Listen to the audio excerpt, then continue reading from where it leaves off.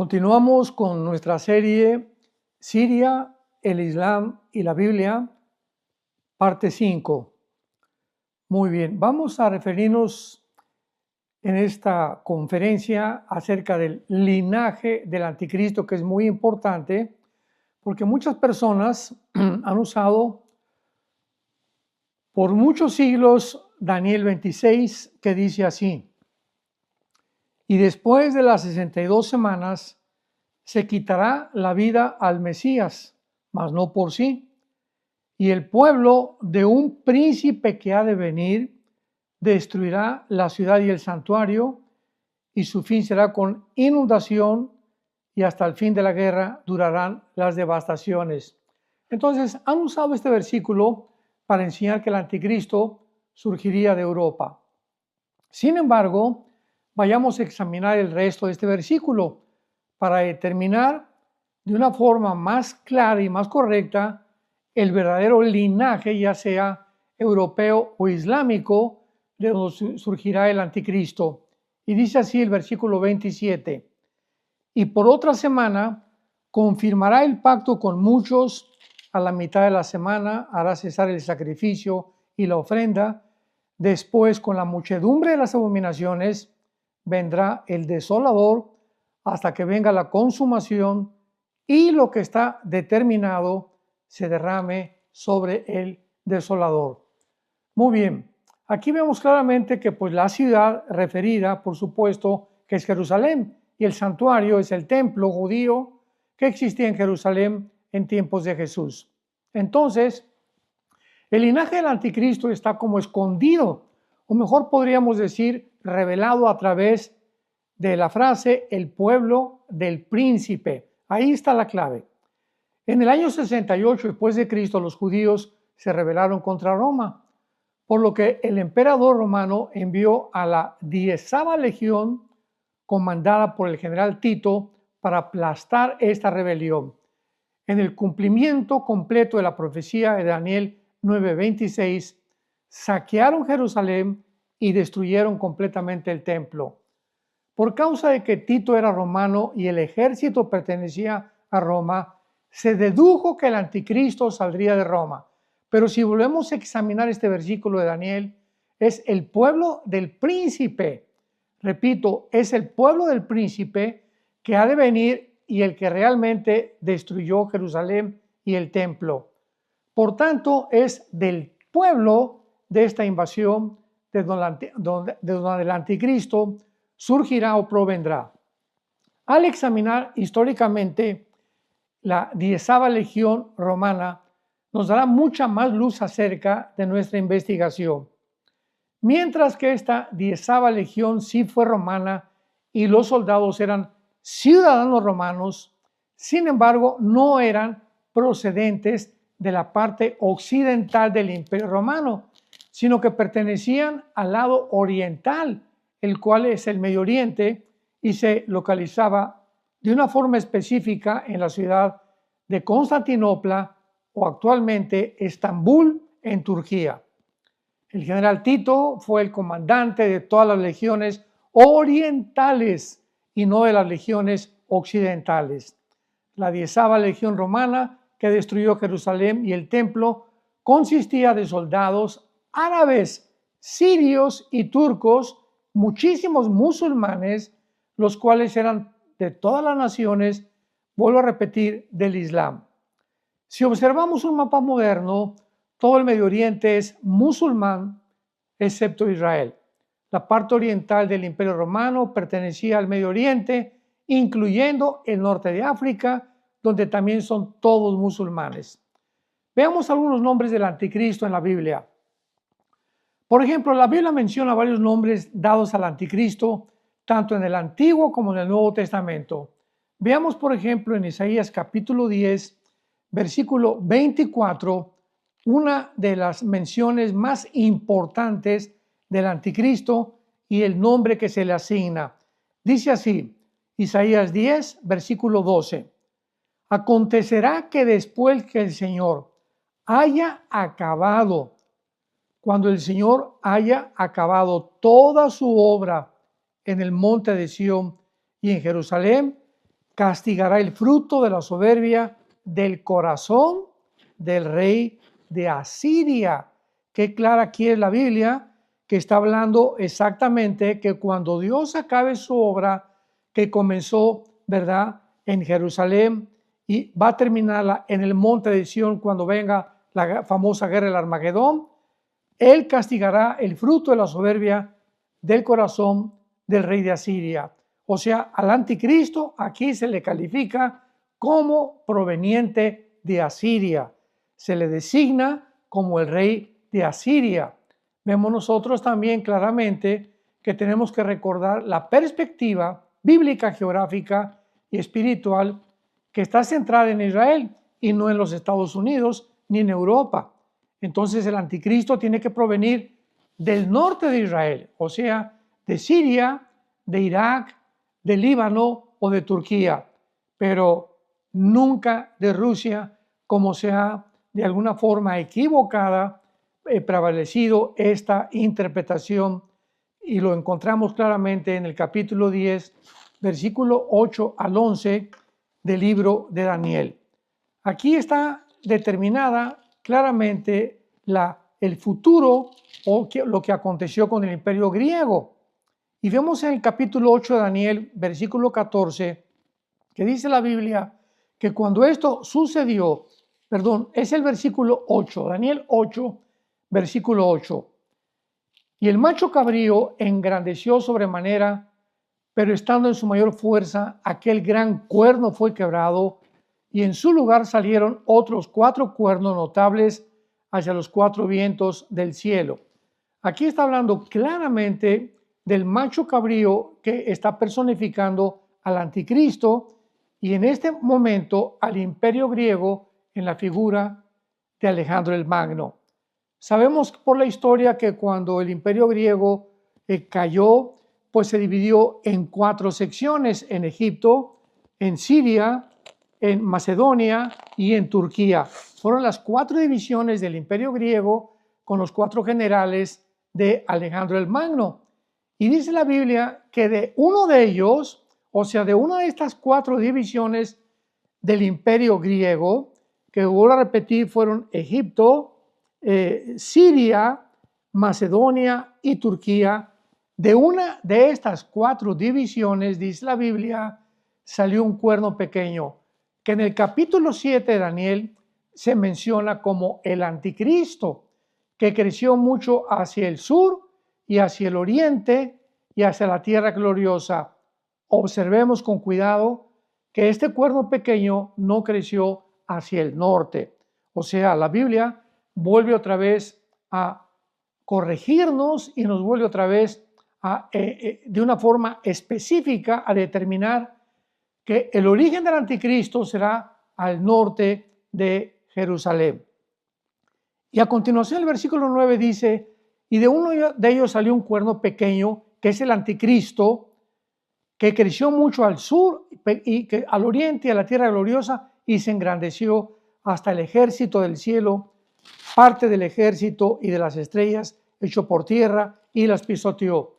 Cuando habla de que se engrandeció contra el ejército del cielo y que parte del ejército de las estrellas se echó por tierra, es absurdo creer o interpretar que pueda ser una persona normal, porque estas estrellas se mencionan claramente en Josué 5:20, en Apocalipsis capítulo 9, versículo 1, como las estrellas que se representan a los ángeles caídos.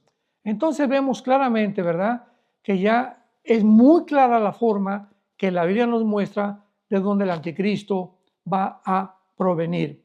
Ahora, muy bien, el anticristo, además, dice en el capítulo 7, versículo 25 de Daniel, va a cambiar los tiempos y también las leyes. Esto es muy importante porque dice, hablará palabras contra el Altísimo, a los santos del Altísimo quebrantará y pensará en cambiar los tiempos y la ley, y serán entregados en su mano hasta tiempos y medio tiempo. O sea, la teología islámica deja claro que el Mahdi, o sea, el famoso Jesús musulmán que le llaman el Isa le llaman en lenguaje arábico, a Jesús. Establecerá el califato, o sea, el imperio musulmán que dominará al mundo entero. El califa es para los musulmanes lo que para los católicos es el papa. No ha habido un califato o un califa desde 1923, cuando cayó el Imperio Otomano con la derrota de la Primera Guerra Mundial. El Islam tiene sus propias reglas y leyes llamadas la ley Sharia, bajo la cual todos los musulmanes, de una forma muy estricta, tienen que vivir. Muy bien, sus objetivos es que además quieren reemplazar las demás leyes y las reglas de las naciones. Nosotros en las naciones occidentales funcionamos con el calendario gregoriano de 365 días que incluye antes y después de Cristo, pero los musulmanes operan bajo otro calendario llamado Hijra, con H, Hijra, y para ellos el año primero fue en el año 622 después de Cristo, cuando Mahoma emigró de la Meca a Medina. El Mahdi anticristo forzará a todo el mundo a quedar bajo su calendario, como lo dice, lo acabamos de leer, Daniel 7:25, que cambiará completamente las leyes del calendario. En Daniel capítulo 11, versículo 37, encontramos otro aspecto del anticristo que dice así: del Dios de sus padres, esto es muy importante, del Dios de sus padres no hará caso, ni del amor de las mujeres, ni respetará a Dios alguno, porque sobre todo se engrandecerá. Aquí es importante poder deducir claramente que la palabra Dios en el original hebreo es la palabra Elohim, o sea, algunas tradiciones dicen Dios de sus padres, lo cual conlleva la falsa creencia que el anticristo tenía que ser judío, porque la palabra Dios, dicen, es singular.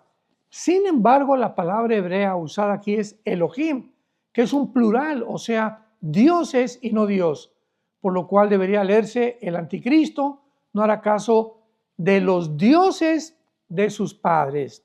Vemos claramente la diferencia. Antes, ¿verdad? Mahoma, como los árabes, adoraban a 360 dioses y Alá era la diosa luna, de ahí la luna creciente que representan en su bandera islámica. Mahoma comenzó a declarar que todos los demás dioses eran falsos y que Alá era el único Dios, por lo que Mahoma no hizo caso de los dioses de sus padres y tampoco lo hará del Mahdi anticristo.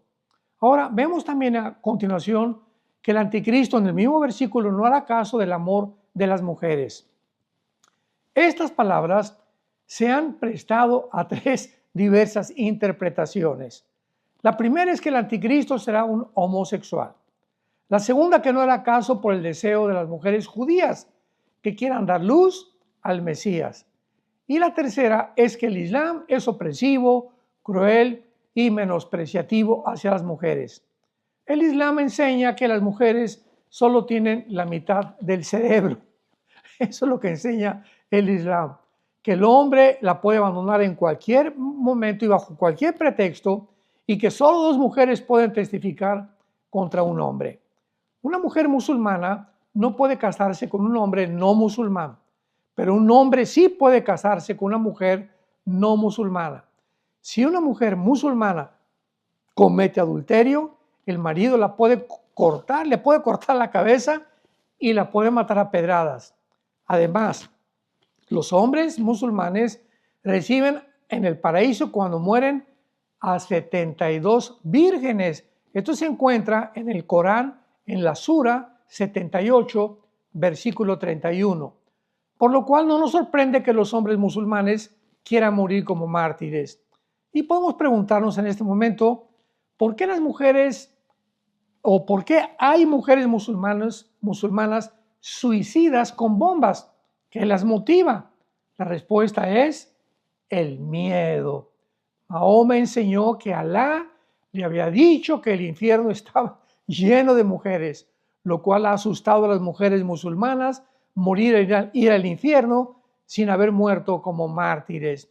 Entonces, esta es la mejor interpretación, que es la primera, ¿verdad? El anticristo será verdaderamente una persona que provenga del Islam. Va a cambiar las leyes, va a cambiar las leyes mediante la ley Sharia, y finalmente, como lo dice el versículo 37 de Daniel 11, será un homosexual. No hará caso de las mujeres, pues no tendrá tiempo, ¿verdad?, ni siquiera de formar una familia, porque vendrá exclusivamente con la ambición tan grande que ha prevalecido desde la Torre de Babel, el control de un mundo global. El anticristo culminará este sueño de todos los seres humanos que han intentado, y como lo están haciendo en el siglo XXI a través del Foro Económico Mundial, de las Naciones Unidas, de la Organización Mundial de la Salud, a través del Club de Bilderberg, a través de fundaciones como la sociedad del famoso multimillonario George Soros, como de la Fundación Bill Gates y Melinda Gates, como la Fundación de David Rockefeller. Todas estas fundaciones y todos estos gobiernos y todas estas fundaciones no gubernamentales tienen el principal propósito de un gobierno global. Así que pues estamos en un mundo donde ya está chocando Estados Unidos con la nueva presidencia de Donald Trump contra el mundo que es globalista completamente. Va a haber un conflicto tremendo. Esta situación se va a agravar como lo estamos viendo en Siria y como lo vamos a hablar en el próximo noticiero profético.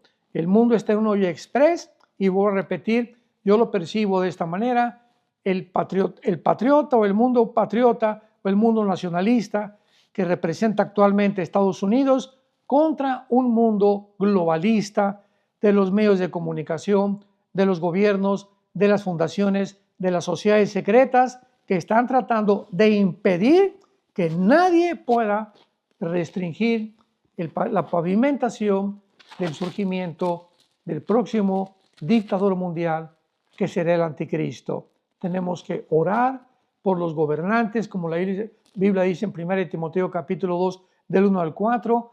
Tenemos que orar principalmente por el presidente Donald Trump. Tenemos que orar por todos los demás líderes mundiales para que podamos tener una clara definición de lo que el Espíritu Santo quiere decir con el próximo gobierno mundial. Así que estamos ya muy cerca de ver de qué forma el Islam actualmente en Siria está haciendo una revolución tremenda. Los drusos en el sur de Siria, Israel los está apoyando. En el norte de Siria, Turquía está controlando y quiere controlar, ¿verdad?, a los kurdos y estos rebeldes sirios dirigidos por un hombre llamado Al-Jolani, que se acaban de levantar actualmente en Siria y están causando una, otra y otra guerra civil que va a precipitar otra vez a las naciones árabes y a las naciones de la Unión Europea e inclusive Rusia y Estados Unidos en otra guerra en el Medio Oriente. Estamos en un mundo donde claramente los protagonistas están delante de nuestros ojos. Oremos pues para que podamos, mientras viene Jesucristo por nosotros, tener una claridad y no oír todo lo que los medios de comunicación nos tratan de pervertir y nos tratan de distorsionar completamente para hacer de personajes o de unos o de otros que son los diablos y que esta es la nación y que por qué los aranceles de Trump, sin que nos demos cuenta el trasfondo bíblico del mundo espiritual que está actuando en el mundo físico donde tú y yo vivimos, en la dimensión física visible donde un mundo espiritual está tratando de controlar al mundo para llevarlo a una tercera guerra mundial. Les esperamos para la parte séptima de esta serie, Siria, el Islam y la Biblia. Que Dios les bendiga.